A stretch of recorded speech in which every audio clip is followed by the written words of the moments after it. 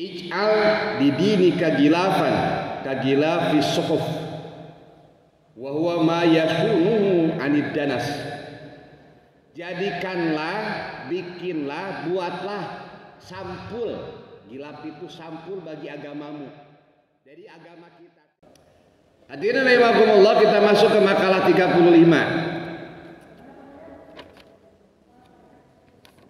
Makalah 35 halaman 15. Halaman 14 paling bawah, al-maqalah al-khamisah wa talatun an Hamid rahimahullahu ta'ala annahu atahu rajulun faqala lahu ausini. Dari Hamid, Syekh Hamid, seseorang datang kepada beliau. Laki-laki itu datang kepada beliau, ausini, nasihati saya.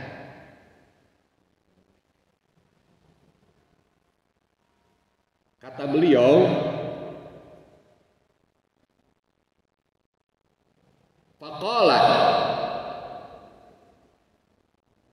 ij'al didinika gilafan kagilafis suhuf wa huwa ma yasunuhu anid danas.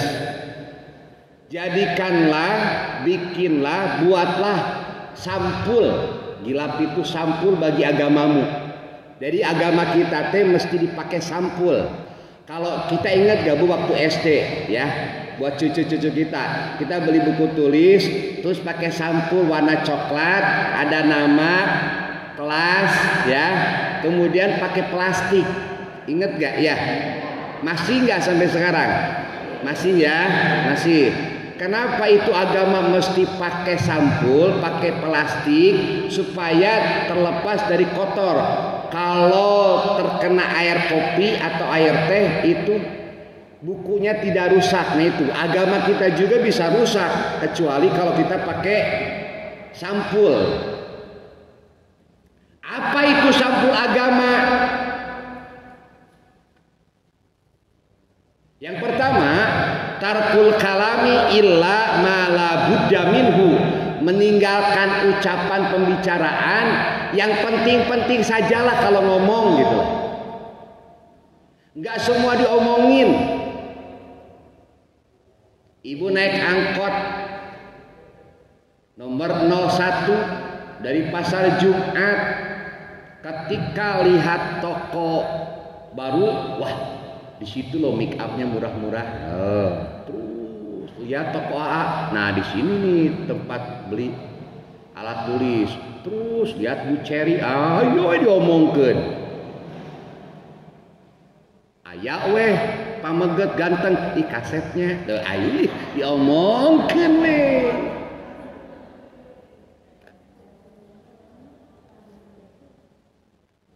Makanya beliau mengatakan al-kalam fil khair kal fiddah. Ngomong yang baik-baik itu bagaikan perak, sementara tidak ngomong dari perkara yang buruk seperti emas. Ulangi. Al-kalam fil khair kal fiddah. Bicara yang baik-baik itu seperti perak. Wasukut anis syarri kadzahab, dan diam dari menceritakan kejelekan orang lain, diam dari perkara-perkara yang dusta, perkara-perkara yang tidak baik seperti emas. Maka ada sebuah lagu, diam itu emas. Ada pepatah ya, diam itu emas. Tapi diterangkan lagi dalam lagu yang lain, tidak selamanya diam itu emas. Bapak teh ningali lihat istri baut cemberut, diam. Mah, kenapa mah? 3 hari ini mama nggak pernah ngomong. Kata mama teh, kata ibu, Aa, diam itu emas. Iya, mama diem, tapi aku galau, nggak ngerti apa yang terjadi. What's wrong with you? What happened with you? Ada apa denganmu wahai kekasihku? Diam itu emas. Bapak jawab, Hani, gitu. Yayang, cintaku, manisku, mutiara hatiku, permata hatiku. Tidak selamanya diam itu emas. Bicaralah supaya aku tahu keinginanmu. Tulis ibu teh. Nih keinginan mama. Baju 5 setel. Emas tiap minggu 10 gram.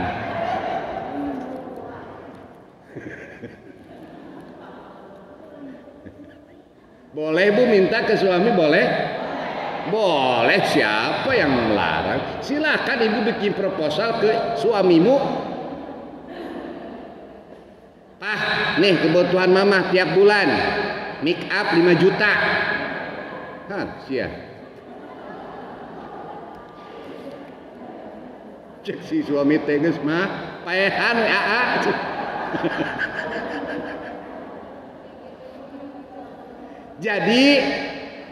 Jadi bicara tentang kebaikan itu termasuk diibaratkan perak.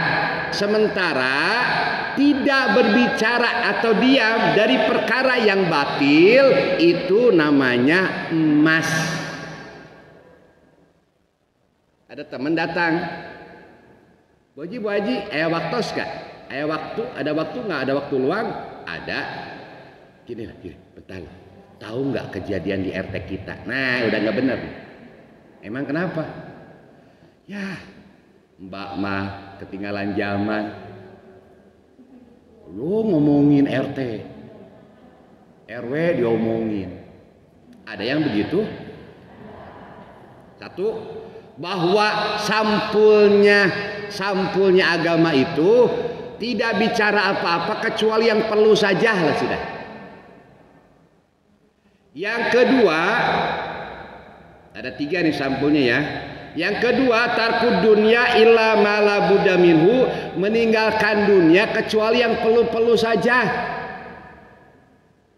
Saya terharu ada di antara jamaah bapak-bapak yang sebelum saya kesini dia bawa keresek isinya gamis, sorban. Ustadz, saya ingat ceramah Ustadz, saya khawatir baju yang lama tidak dipakai itu akan melaknat saya.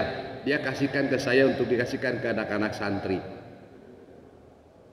Kan kadang-kadang baju kita juga banyak yang tidak dipakai ya, digantung, dikasihkan, dikasihkan lebar, tapi tidak dipakai, bisa-bisa melaknat tuh. Saya juga terharu ada ibu-ibu yang beberapa hari yang lalu sengaja datang ke rumah ngasih cobek. Ya, saya cerita aja nggak apa-apa, tahadus minimah ya. Cobek ini raos teh. Kayaknya beliau punya restoran nih, restoran ikan cobek. Saya berdoa mudah-mudahan tiap minggu.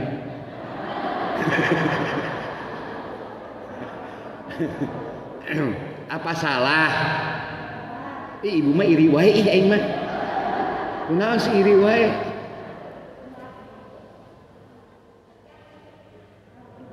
Yang ketiga, tarku mukhalatatin nasi illa ma la budda minhu. Jangan terlalu banyak bergaul dengan manusia kecuali yang perlu-perlu saja. Berarti ada 3 ya Bu ya sampul agama teh. Meninggalkan pembicaraan yang tidak perlu.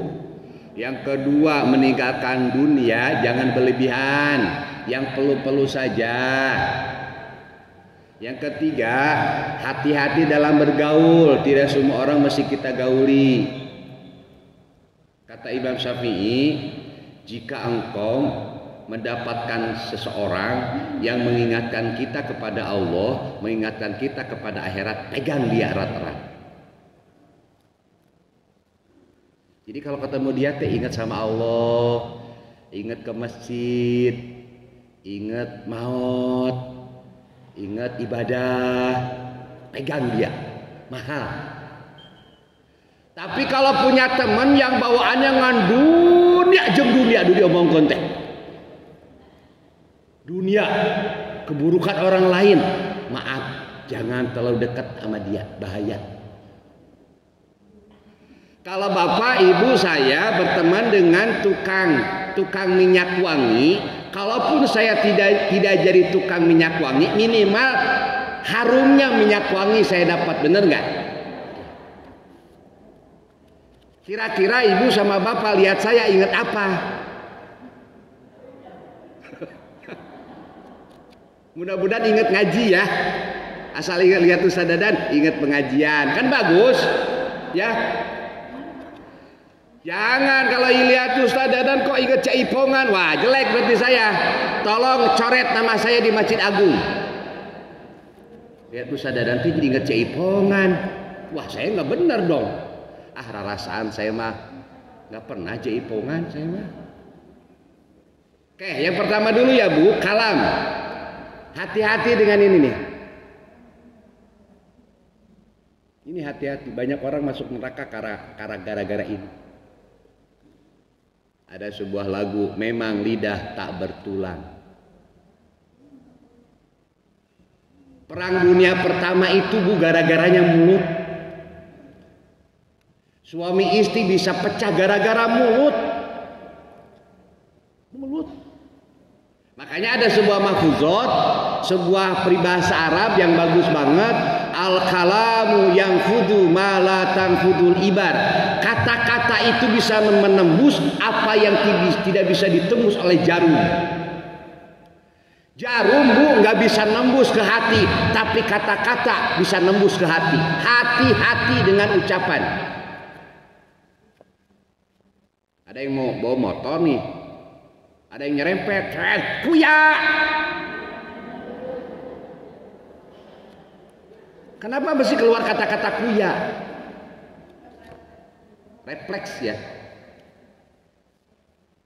Iya dosa orang Pak. Kalau boleh. Nah sekarang kebanyakan pakai masker ya. Pakai masker. Cuman kalau pakai masker ngomong nggak jelas.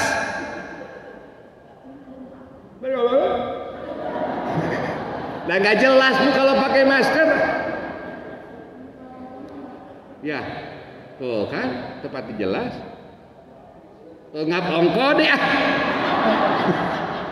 Karena kata Gubernur Jawa Barat boleh nggak pakai masker ketika pidato ceramah.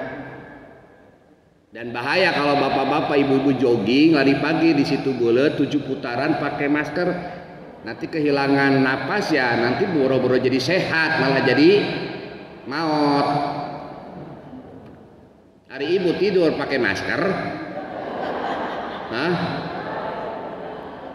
Si bapak pakai masker, si ibu pakai masker, tidur berhadapan-hadapan. I love you. Naon Pak? I love you. Teu kadenge. I love you. Buka I love you, ada. Dibuka lagi istri, I love you too, ada. Ini romantis. Dahar jeung japu.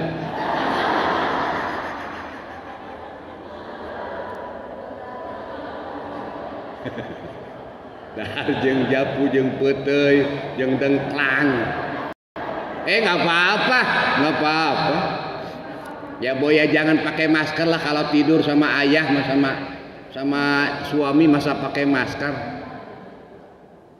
Terkadang kan gini, ada suami yang kalau lihat wajah istri teh damai hatinya gitu. Tapi ada juga kali ya bapak-bapak kalau lihat wajah istri bawa anak teh kesel ayah. Ampurannya. Aing mending ada di luar jangan sare teh. Geuleuh.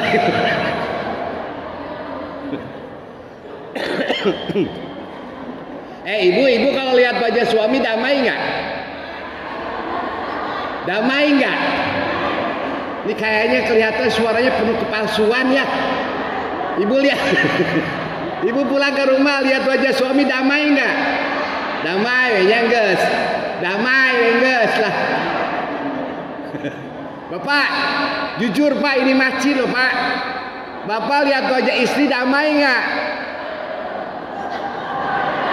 Cari cing baik.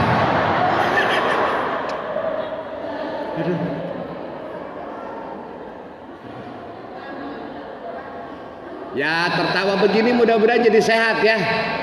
Corona lalu lompatan. Kade ulah seri sorangan. Terus gini Bu, Pak, kita bicara masalah kata-kata dulu ya. Bahwa terkadang kata-kata itu bisa menembus apa yang tidak bisa ditembus oleh jarum. Pertanyaan saya, apakah WA termasuk kata-kata? WA. Nih ada prinsip. Alkitabatu kal kalam. Tulisan itu seperti omongan. Ibu WA ke saudara atau ke teman. Paduli teuing. Tanda seru 3 kali. Terus ini apa maksudnya tuh? Nah. Udah nggak usah WA lah. Aisyah kira-kira kirim WA membuat orang hati galau, nggak usah lah. Coba kirim WA yang kira-kira orang seneng ya. Orang seneng. Ibu damang, orang sini doakeunnya, mudah-mudahan sing sarehat, rajin ibadah. Yus, yang punya anak lagi sakit doakan ya. Kan enak nerimanya. Yang lagi punya utang mudah-mudahan segera lunas. Yang janda segera dapat duda. Para amin.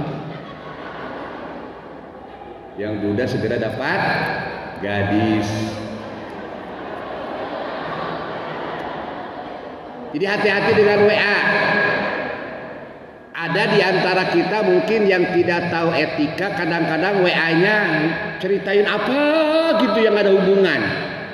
Biarkan saja. Berbaik sangka saja sama orang, nggak usah suuzon. Kan gini Bu.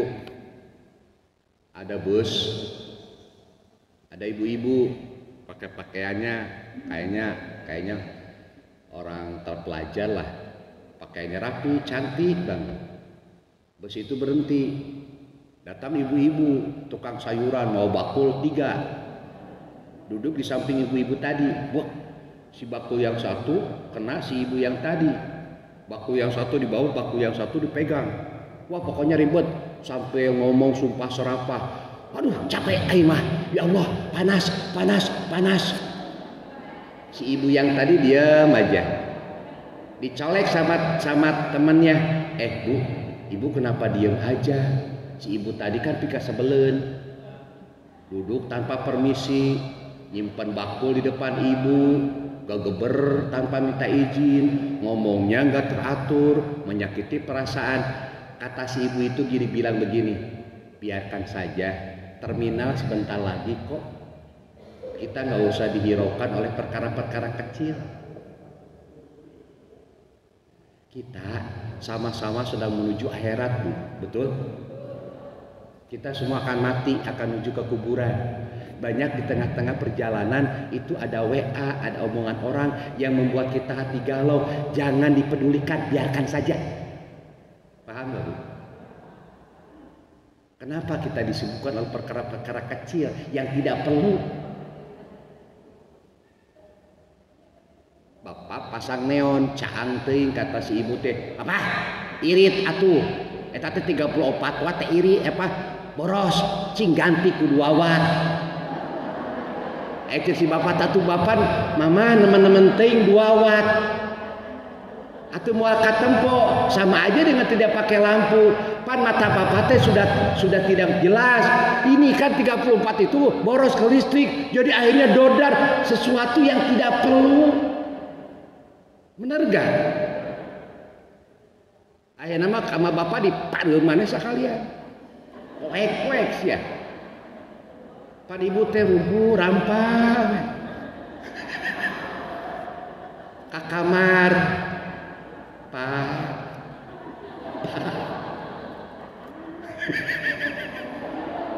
Bongan udah. Hari si ibu tidak tahu di mana stop kontakna, hayo we rumpuh rampah.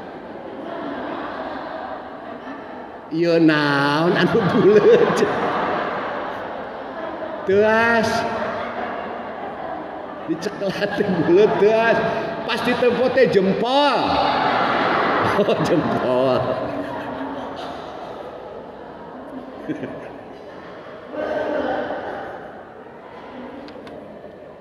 Nomor 2, tentang tadi apa? Meninggalkan dunia yang perlu-perlu saja. Gini Bu, Pak, kita harus paham juga ya. Ibu jangan salah tafsir juga. Berarti ibu mesti pakai baju compang-camping, enggak juga. Justru dengan ibu berpakaian rapi, bapak berpakaian rapi, bagaimana orang lain akan menghargai kita kalau kita tidak menghargai diri kita sendiri gitu loh. Hargai diri kita, maka orang lain akan menghargai kita.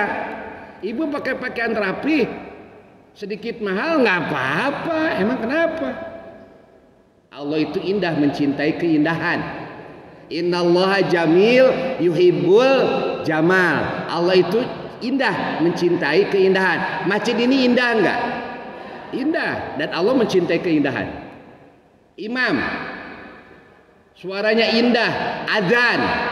Banyak orang tersentuh masuk Islam gara-gara adzan. Coba adzan, speakerna rebek. Muadzana aki-aki 110 tahun. Geus beak napas. Oh.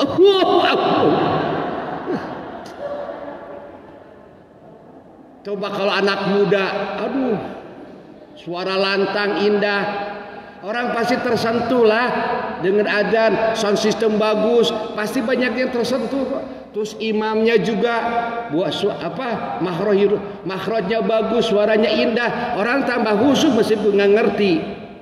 Coba imam, Bismillahirrahmanirrahim, Ar-Rahmanirrahim, Malik Yaumiddin, kumaha amina, amin, darah laman. Iya, indah, coba indah. Pakai baju, bawahannya hitam, atas putih, ieu mah handap hejo, selop koneng, jilbab kotak-kotak. Ya Allah Gusti, nggak indah saya memandangnya. Tuh kan pakai seragam bagus, Stefan, ya Allah, kan indah. Ada yang tidak pakai seragam, pakaiannya bagus, enak. Saya kan duduk dulu di situ Bu, tadi teh 15 menit dina mobil ningalikeun ibu-ibu teh. Aya nu wajana kur, kieu tanyureng aya gitu. Di jalan mula geus kieu tah. Aya nu dianterkeun ku carogena. Aya can ge turu geus maju encan. Ada yang dianterin sama suaminya pakai mobil, ada, saya tahu Bu dia. Saya lihat di situ. Ada nggak yang bawa keresek di saya teh? Wah,